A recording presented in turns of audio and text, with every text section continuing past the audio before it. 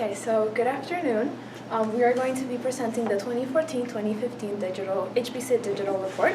So my name is Carol Valerio. Good morning. Glad to meet you. Good morning. Harvey, I'm Joey. Nice to meet you. Pablo, great to see you. Kitty, nice to meet you. So Harvey, Pablo, we actually wanted to start off with our first part of our presentation, which is the asset and expenditure analysis. So we'll first be talking about the asset distribution portion. So if you actually flip to page 3 of the handout, you can see under the red heading. So yeah, it's right over there. Under the red heading, we actually have our asset distribution analysis. So as you can see from the data as well as the pie chart, HPC Digital has invested in a number of investments and ventures in 2014, and the largest of these ventures is, of course, the pilot and rollout beacon technology. So that was software licenses. So in our software licenses, we spent $5 million to implement the software, and through financial accounting principles, we know that there's depreciation on the item. HPC Digital, our group, we use depreciation of an estimated 5 years useful life with the straight line depreciation method of no salvage value. So because the item was rolled out half a year, throughout the year, there's only $500,000 worth of depreciation.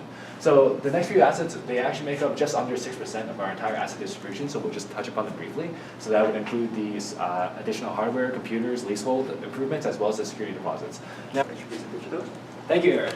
So now that we've expanded on a few of the weaknesses of the company, we wanted to really emphasize that although we do have competitors in the digital landscape, we have to realize that there's still so much opportunity in that area. As you know from the report last week, digital revenues are growing 3 times as fast as compared to traditional revenues, and it's very important for HPC Digital to move and to capture these revenues as an opportunity through all of its current operations, as well as some new recommendations, which we'll be sharing with you later.